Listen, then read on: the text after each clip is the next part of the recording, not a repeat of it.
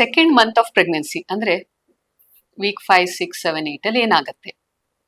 So weak 5, 6, 7, 8 ಅಲ್ಲಿ ನಾವು usually ನಿಮ್ದು UPT ಪಾಸಿಟಿವ್ ಆದ್ಮೇಲೆ ಸ್ಕ್ಯಾನಿಂಗ್ ಅಡ್ವೈಸ್ ಮಾಡಿರ್ತೀವಿ. ಸೊ ಬೇಬಿಯಲ್ಲಿ 5 ವೀಕ್ಸ್ 6 ವೀಕ್ಸ್ ಅಲ್ಲಿ ನಿಮಗೆ ಜೆಸ್ಟೇಷನಲ್ ಸ್ಯಾಕ್ ಗೊತ್ತಾಗುತ್ತೆ, 6 ವೀಕ್ ಅಷ್ಟೊಳಗೆ ಹಾರ್ಟ್ ಬೀಟ್ ಗೊತ್ತಾಗುತ್ತೆ, ಬೇಬಿದು ಗ್ರೋತ್ ಆಗ್ತಾ ಇರುತ್ತೆ. ಸೊ ಆಲ್ ದ ಸಿಸ್ಟಮ್ಸ್, ಈಗ ಎಂಬ್ರಿಯೋಜೆನೆಸಿಸ್ ಅಂತ ಏನು ಹೇಳ್ತೀವಿ, 3rd ವೀಕ್ ಇಂದ 10th ವೀಕ್ ತನಕ ಬಹಳ ಇಂಪಾರ್ಟೆಂಟ್ ಟೈಮ್ ಅದು. ಸೊ ಆ ಟೈಮಲ್ಲಿ ಎಲ್ಲ ಆರ್ಗನ್ ಸಿಸ್ಟಮ್ ಡೆವಲಪ್ ಆಗ್ತಾ ಇರುತ್ತೆ, ಬ್ರೈನ್ ಡೆವಲಪ್ ಆಗುತ್ತೆ, ಸ್ಪೈನಲ್ ಕಾರ್ಡ್ ಡೆವಲಪ್ ಆಗ್ತಾ ಇರುತ್ತೆ. ಬೇಬಿಯಲ್ಲಿ ಈ ತರ ಆಗ್ತಾ ಇದ್ರೆ ಮದರ್ಗೆ ಏನಾಗುತ್ತೆ, ಡ್ಯೂ ಟು ಹಾರ್ಮೋನಲ್ ಚೇಂಜಸ್ ನಿಮ್ಗೆ ಮಾರ್ನಿಂಗ್ ಸಿಕ್ನೆಸ್ ಅಂದ್ರೆ need not be in the morning only, ನಿಮ್ಗೆ ಈವ್ನಿಂಗ್ ಆಗ್ಬೋದು, ಯಾವಾಗ ಬೇಕಾದ್ರೂ ಆಗ್ಬೋದು ಅದು. ಸೊ ನಿಮ್ಮ ಬಾಡಿ ಹೇಗೆ ರೆಸ್ಪಾಂಡ್ ಮಾಡುತ್ತೆ ಅದಕ್ಕೆ ಅನ್ನೋದನ್ನ ಹೇಳಲಿಕ್ಕಾಗಲ್ಲ.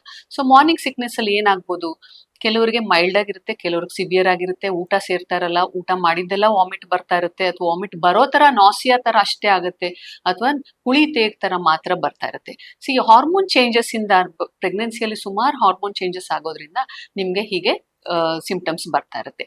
ಅದ್ರ ಜೊತೆಗೆ ಏನಾಗುತ್ತೆ, ನಿಮ್ಗೆ ಇಷ್ಟ ಇರೋ ಫುಡ್ ಸೇರಲ್ಲ, ಇಷ್ಟ ಇಲ್ದೇ ಇರೋ ಫುಡ್ ಮಾತ್ರ ಬೇಕು ಅಂತ ಅನ್ಸ್ತಾ ಇರುತ್ತೆ, ಕೆಲವೊಂದು ಸ್ಮೆಲ್ ಆಗಲ್ಲ ಅಂತ ಅನ್ಸುತ್ತೆ, ಅಡ್ಗೆ ಮಾಡಕ್ ಆಗ್ತಾ ಇರಲ್ಲ. ಫ್ಯಾಮಿಲಿ ಸಪೋರ್ಟ್ ತುಂಬಾ ಇಂಪಾರ್ಟೆಂಟ್ ಈ ಟೈಮಲ್ಲಿ.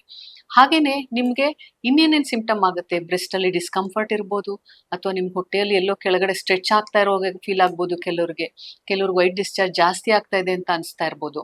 ಸೊ ನೀವು ಇದೆಲ್ಲಾನು ಸಿಂಪ್ಟಮ್ಸ್ ನ ನೀವು ಯಾವ್ಯಾವ್ದು ನಾರ್ಮಲ್ ಅಬ್ನಾರ್ಮಲ್ ಅಂತ ನೀವು ಡಾಕ್ಟರ್ ಹತ್ರ ಹೋಗಿ ತೋರಿಸ್ಬೇಕಾಗತ್ತೆ. ಸೆಕೆಂಡ್ ಮಂತ್ ಅಲ್ಲಿ ಸ್ಕ್ಯಾನ್ ಬಹಳ ಇಂಪಾರ್ಟೆಂಟ್, ಯೂಟ್ರಸ್ ಒಳಗೆ ಇದೆಯಾ ಬೇಬಿ ಅಥವಾ ಎಕ್ಟೋಪಿಕ್ ಇದೆಯಾ ಅಂತೆಲ್ಲ ನೋಡ್ಬೇಕಾಗುತ್ತೆ. ಹಾಗೆ ಈ ಸೆಕೆಂಡ್ ಮಂತ್ ಅಲ್ಲಿ ಏನೇನ್ ಕಾಂಪ್ಲಿಕೇಶನ್ಸ್ ಆಗ್ಬೋದು, ನೀವು ಯಾವ ತರ ಜಾಗ್ರತೆ ವಹಿಸ್ಬೇಕಾಗತ್ತೆ, ಅಥವಾ ನೀವ್ ಏನೇನ್ ಮಾಡ್ಬೇಕಾಗತ್ತೆ ಅನ್ನೋದನ್ನ ನೆಕ್ಸ್ಟ್ ವಿಡಿಯೋ ಅಲ್ಲಿ ನೋಡೋಣ.